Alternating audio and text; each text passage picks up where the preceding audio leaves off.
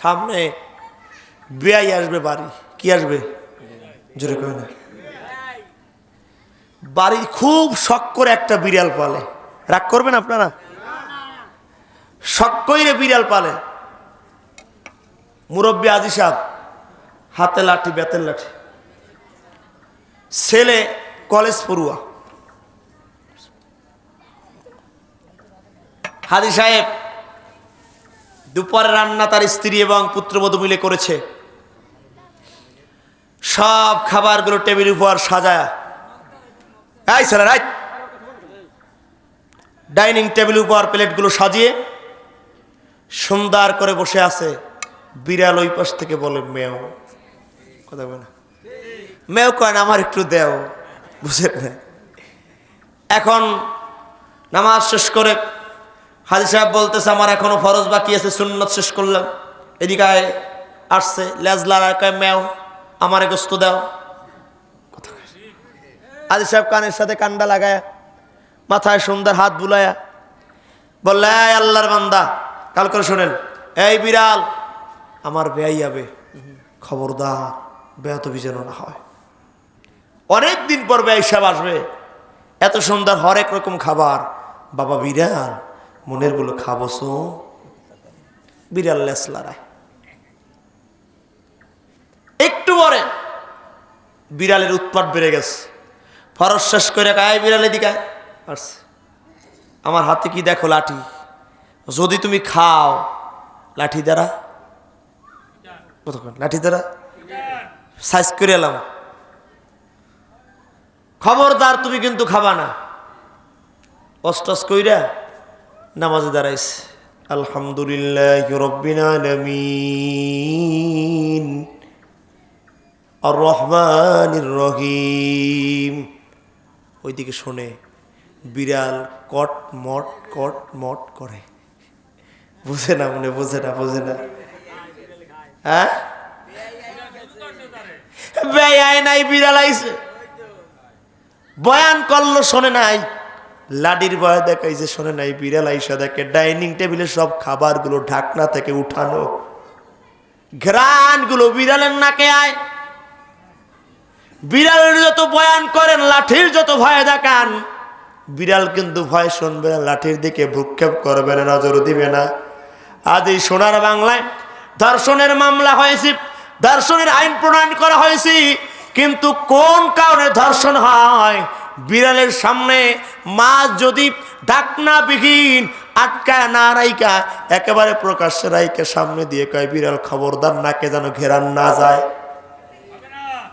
ঠিক এমন বাংলাদেশের চিত্র এমন, মায়েরা অন্য ছাড়া চলবে, পারলে একেবারে গেঞ্জি ছাড়া চলবে। শহরে উঠলে দেখা যায় জামা কাপড় পরছে না পরছে, চলা বড় দায়।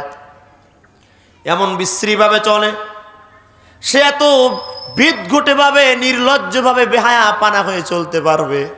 আর মাতলাল যুবকেরা বিড়ালের মতো নাকে ঘেরান নিয়ে তারা ধর্ষণ করবে, এটা নাকি তার অপরাধ। অবশ্যই অপরাধ ধর্ষণ করা, মেয়ের দিকে গুনার নিজে তাকানো। তবে ওই ছেলের যদি 14 বছর জেল হয়, যেই মেয়ে বেপরদায় চলেছে, যেই মেয়ে বেপরদায় চলেছে, সেই মেয়ের 28 বছর জেল হওয়া দরকার। জোরে কোন ঠিক কিনা? যেই মেয়ের বাপ ওই জামা কিনা দিছে, যেই মেয়ের স্বামী ওই জামা কিনে দিছে, যেই মেয়ের বড় ভাই ওই জামা কিনে দিছে, ওদের 14 না 48 বছর জেল হওয়া দরকার। আসলে জায়গায় ট্রিটমেন্ট নাই, কয়েক ঘ্রাণ যেন নাকে আয় না, আছে না নাই? এ আমার মংলার মায়েরা, বেপরদার নামে আধুনিকতা নয়, এই বেপরদা মানে হলো বেহায়াপানা, বেহায়াপানা। যারা পর্দা করে না তারা হলো অসভ্য, নির্লজ্জ হয়ে যায়, তাদের এই জগতে কেউ সম্মানের চোখে তাকায় না, তাদেরকে ভোগের সামগ্রী মনে করে। আমার কথা শব্দগত চয়নে মা বোন বলতে পারে নাই, হুজুর কেমন কথা বললেন। আপনি মাথায় হাতটা লাগায় বালিশের সাথে মাথা লাগায় চিন্তা করবেন, যেই মেয়ে পর্দা করে না, যেই বোন পর্দা করে না, একটা বৃদ্ধ চাচা লাঠি বর দিয়ে হাঁটে, সে উকি মাইরা দেখে কে যায়, নাতিন যায়নি, খারাপ নজরটা তার বারবার চলে যায়, শয়তান ধোঁকা দেয়। অমঙ্গলার মা, খবরদার যে কখনো বেপর্দা যেন না হয়। পর্দা যদি না করেন, আপনি নারী নয়, আপনি ভোগের সামগ্রী তৈরি হয়ে যান, পণ্য হয়ে যান বাজারে। বনি আদম বলে মালি মালি, বুনিয়া সাদিস, আমার মাল বলতে বান্দা যা খায় সেটা হলো তার। 2 নম্বর, আল্লাহর বান্দা বান্দি যেটা পরিধান করতে করতে পুরান বানায় ফেলে সেটা হলো তার। 3 নম্বর, সম্পদ বলতে আল্লাহর বান্দা যা আও তাসাদ্দাক্তা, আল্লাহর বান্দা যা দান করে, সতাগা করে, এই 3টা জিনিস ছাড়া বনি আদমের নিজের বলতে কোনো কিছুই নাই।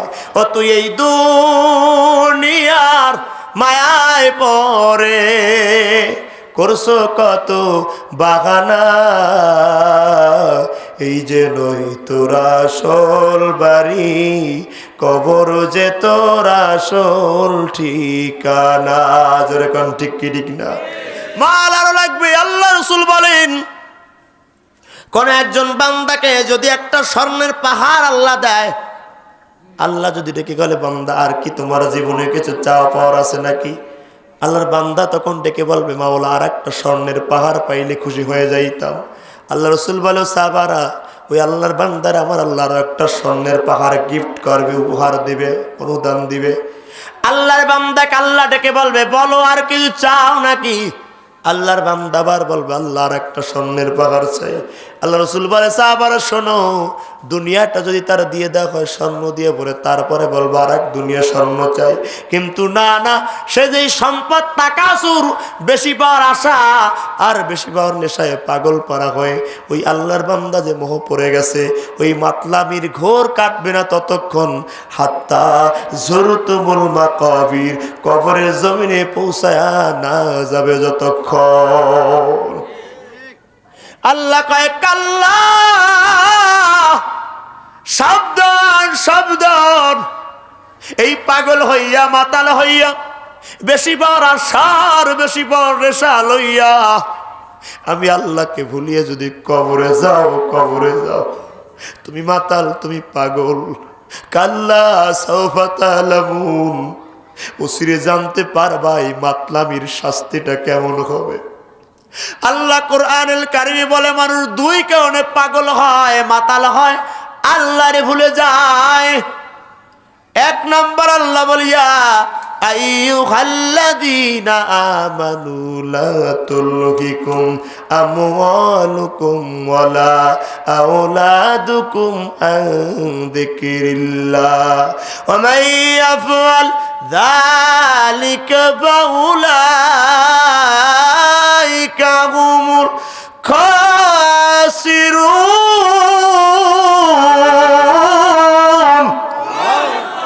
আল্লাহ কয়, 2টা কারণে মানুষ আল্লাহরে ভুলে যায়, 2টা কারণে মানুষ আমার আল্লাহকে চিনে না, 2টা কারণে গোলাম আমি আল্লাহকে ভুলে যায়। 1 নম্বর কারণ, বান্দা পাগল হয়, মাতাল হয় সম্পদ কামাই করার জন্য, সম্পদের পিছনে পইরা বান্দা আল্লাহরে ভুলে যায়। কৃষিকাজ করতে যায় বান্দা আল্লাহরে ভুলে যায়, ব্যবসা করতে গিয়ে বান্দা আল্লাহরে ভুলে যায়, বাড়ি করতে গিয়ে বান্দা আল্লাহরে ভুলে যায়। যায় কি যায় না? যায় কি যায় না? বান্দা দুনিয়ার টাকা অর্জন করতে গিয়া আমি আল্লাহরে ভুলে যাই, আল্লাহরে ভুলে যাই, আল্লাহরে ভুলে যায়। আল্লাহ কয়, এই জন্য সাবধান, লা তুলহিকুম আমওয়ালুকুম, খবরদার তোমার মাল, তোমার সম্পদ যেন আল্লাহরে না ভুলায়, বেহুশ না বানায়, পাগল না বানায়। সম্পদের টাকা কামাই করতে যায় যেন আল্লাহরে না ভুলো, বাড়ি বানাইতে গিয়া যেন আল্লাহরে না ভুলো। ও গোলাম, দুনিয়ার টাকার মালিক হতে গিয়া যেন আমি আল্লাহরে না ভুলো, খবরদার আল্লাহরে না ভুলো। আল্লাহ কয়, জানো না কার একটা কারণ হলো ওয়ালা আওলাদুকুম, সম্পদের মায়ায় পড়ে, সন্তানের মায়ায় পড়ে, সন্তানের আদর করে যেন নামাজ ছুটে না যায়, স্ত্রীর আদরে পড়ে যেন নামাজ ছুটে না যায়, মা বাবার আদরে পড়ে যেন নামাজ ছুটে না যায়। সন্তানের মায়া আর সম্পদের মায়া, এই 2টা লোভ আল্লাহর বান্দারে আন যিকরিল্লাহ, আমি আল্লাহ থেকে ভুলাইয়া দেয়। বলুন যে দুনিয়ায় টাকার দাম বেশি না আল্লাহর দাম বেশি? না না, মিথ্যা কথা বলি আমরা। আমরা আল্লাহর দাম দিলে কি জীবনে নামাজ ছাড়তাম না? আমরা কাজকে মনে করি টাকার দাম বেশি দেই, মালের দাম বেশি দেই বিদায়। আমি ব্যবসা করি, ব্যবসা নিয়ে পড়ে আছি, আমি জোহরের নামাজে গেলাম না। আমি কৃষিক্ষেত্রে দাম দিলাম, আমার কাছে আল্লাহর সাথে কৃষিকাজের দাম বেশি হইল। আমি পাগল হইয়া মাতাল হইয়া কৃষিকাজ করি, নামাজ পড়ার সুযোগ আর সেজদা দিতে পারলাম না। মাহে রমজানে রোজা আসছেন, আল্লাহর হুকুম পালন করা দরকার, আল্লাহর গোলামি করা দরকার, আল্লাহর বিধানের দাম দেওয়া দরকার। আমি বলি আমি অসুস্থ পারবো না, আমি বিভিন্ন যুক্তি তর্ক দেখাই, রোজা রাখি না, ঘুরায় ঘুরায় দিই। আমি গভীরভাবে চিন্তা করে দেখলাম আমার জীবনে আমি আল্লাহর দাম দেই নাই। আমি সম্পদের লোভে পড়ে, আল্লাহ যে বলছে আমি পাগল, আমি মাতাল, ঠিক পাগল হয়ে গেছি। সম্পদের লোভে যদি সন্তান পাগল না হয়তো, সম্পদের লোভে যদি সন্তান পাগল না হয়তো, ওই কক্সবাজারের পতেঙ্গা সমুদ্রের ভিতরে নিজের আব্বাজানকে 11টা টুকরা কইরা পাথরের ফাঁকে ফাঁকে রাইকাছে নিজে বাবার লাশ। ঐশী নামের মেয়েটা বন্ধু বান্ধবের মায়ায় পড়ে নিজের বাবারে জবই করছে, মায়ের জবই করছে। এ দুনিয়ালারা ও মোংলার মানুষেরা, এই মাহফিল আমার জীবনের শেষ হতে পারে, শেষ রমজান পর্যন্ত আমরা কাটাইতে পারি, নাও কাটাইতে পারি। সূরা তাকাসুরকে সামনে রাইকে জীবনের শেষ বয়ান তো হতে পারে, আপনাদের জানায় যায়।